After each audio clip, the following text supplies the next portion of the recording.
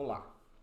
O objetivo desse vídeo é resolver um exercício que visa identificar em qual forma normal essa tabela aluno encontra-se e então normalizá-la até nós chegarmos à terceira forma normal. Essa tabela aluno possui uma chave primária que é o RA, ela tem um nome do aluno, o status do aluno, o código do curso que esse aluno está cursando, o nome desse curso e, para o campo disciplina, possui vários atributos. O código da disciplina, o nome da disciplina, o código do professor, o nome do professor e a nota que o aluno obteve nessa disciplina. Observem que esse campo disciplina ele é composto de vários outros campos, né? O código da disciplina, o código do professor, o nome do professor e a nota, né? Então, de certa forma, este campo de disciplina ele é composto por vários campos. Além disso, né, a disciplina, você pode ter várias disciplinas que um aluno cursou. Então, além de ser composto, ele também é multivalorado, porque ele tem vários valores. Em outras palavras, ao analisar essa tabela, nós verificamos que ela não encontra-se na primeira forma normal, porque ali dentro dessa tabela possui uma outra tabela, uma tabela de disciplina, que está, de certa forma, aninhada, está dentro dessa tabela. Então, esse é o motivo para que essa tabela aluno não encontre-se na primeira forma normal. Então, nós dizemos que essa tabela não está normalizada. Para levá-la à primeira forma normal, nós precisamos do processo de decomposição. Então, para decompor, nós vamos retirar essa tabela que está interna e vamos criar uma nova tabela chamada aluno disciplina. Nessa tabela nós vamos ter o código da disciplina, o nome da disciplina, o código do professor, o nome do professor e a nota. E vamos incluir também o RA do aluno nessa tabela, que vai servir de chave estrangeira, né, para a tabela aluno, né? Então, através desse RA, nós vamos conseguir identificar qual é a disciplina que um aluno está cursando. Observem que agora nós não temos mais atributos multivalorados, não temos atributos compostos, então podemos afirmar que essas duas tabelas encontram-se na primeira forma normal. Então terminamos o nosso primeiro passo desse exercício. O segundo passo desse exercício, que é determinar se essas duas tabelas estão agora na segunda forma normal, é necessário que nós analisemos as dependências funcionais dessas duas tabelas. Então vamos lá. Para a tabela aluno, né, nós temos uma dependência funcional que nos diz que o RA define o nome do aluno, o status e o código do curso. Nós temos também uma outra dependência funcional que nos diz que o código do curso define o nome do curso. Transitivamente, nós conseguimos determinar que o RA, né, como o RA define o código do curso e o código do curso define o nome, transitivamente nós conseguimos inferir que o RA define também o nome do curso.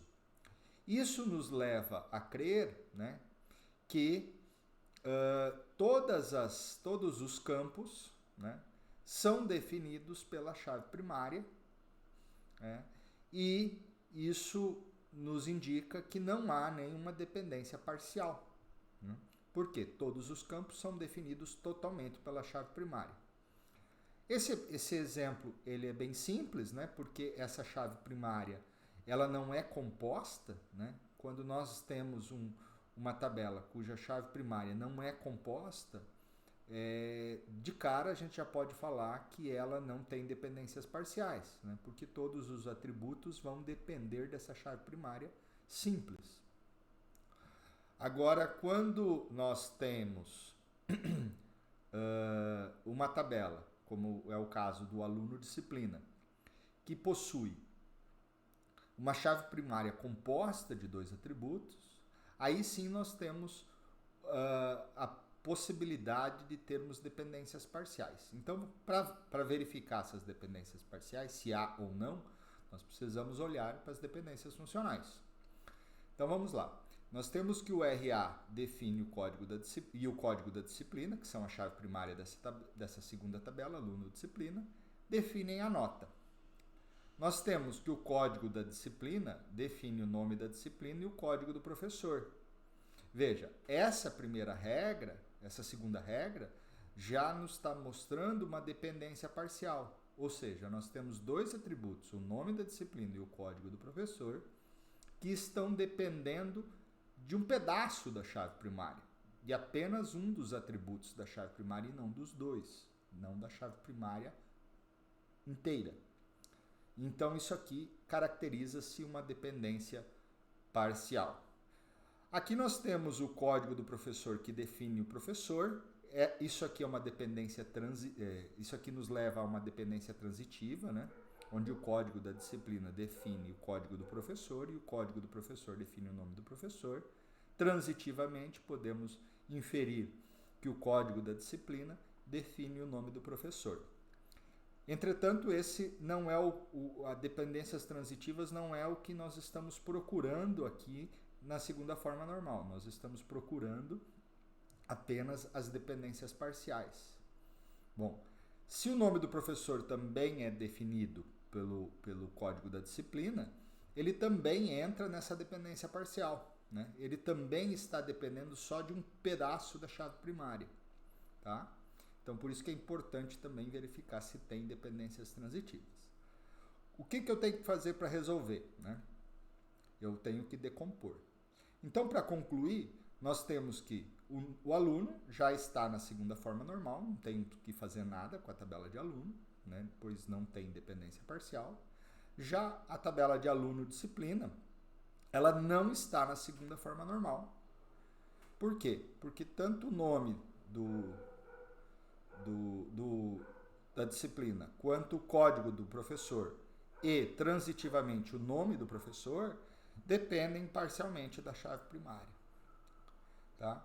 Então, nós precisamos decompor essa tabela. E como é que nós faremos essa decomposição? Nós vamos criar uma tabela chamada disciplina e todos os campos que dependiam parcialmente da chave primária vão para essa tabela disciplina. E agora eles vão depender todos da chave primária código de disciplina, tá? E o código da disciplina aqui na tabela aluno vai ser uma chave estrangeira para essa tabela código de disciplina. Então, observem que as dependências funcionais, elas continuam, né? Elas continuam válidas, né?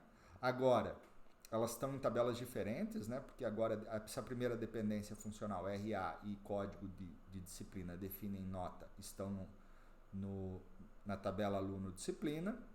E as outras duas chaves, as outras duas dependências funcionais estão na tabela disciplina, que é código da disciplina, determina o nome da disciplina e o código do professor, e o código do professor determina o nome do professor. Como essas dependências parciais, então, foram eliminadas, agora nós podemos afirmar que essas 3 tabelas encontram-se na segunda forma normal. Para finalizar, eu preciso ir para o último passo, o terceiro passo, e esse terceiro passo visa determinar se as nossas tabelas estão na terceira forma normal. Para isso, eu preciso observar as dependências transitivas. Nós já fizemos isso no passo anterior, embora nós não tenhamos ali eliminado a necessidade de eliminar as dependências transitivas, mas nós já observamos elas. E nós vimos que RA define transitivamente o nome do curso, então aí está uma dependência transitiva. E nós temos também uma outra dependência transitiva, que é o código da disciplina define transitivamente o nome do professor. Então, nós temos que a a tabela aluno e a tabela disciplina possuem dependências transitivas. Já a tabela aluno-disciplina, ela já encontra-se na terceira forma normal, porque não há nenhuma dependência transitiva. Para deixar essas duas tabelas, aluno e disciplina, também na terceira forma normal, nós precisamos decompor novamente. Para decompor aluno, o que eu vou fazer? Eu vou retirar dessa tabela aluno a dependência transitiva, essa dependência que leva a uma dependência transitiva, né, gerando uma outra tabela. Essa outra tabela vai se chamar curso,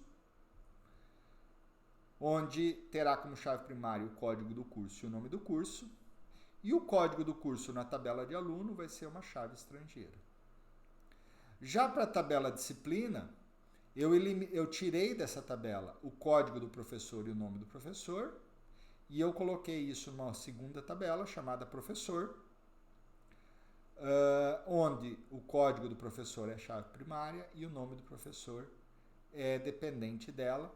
Então, eu estou mantendo a última dependência funcional. E aqui o código do professor ficou chave estrangeira. Então, observe que eu levei uma tabela que não estava normalizada, chamada de aluno. Eu passei transformei ela na primeira forma normal, transformei ela na segunda forma normal, e agora, nesse último passo, levei todas essas tabelas à terceira forma normal. Então, eu consigo afirmar que essas três relações, essas três tabelas, encontram-se na terceira forma normal, pois nenhuma delas apresentam dependências transitivas. E aí eu encerro esse exercício. Um abraço.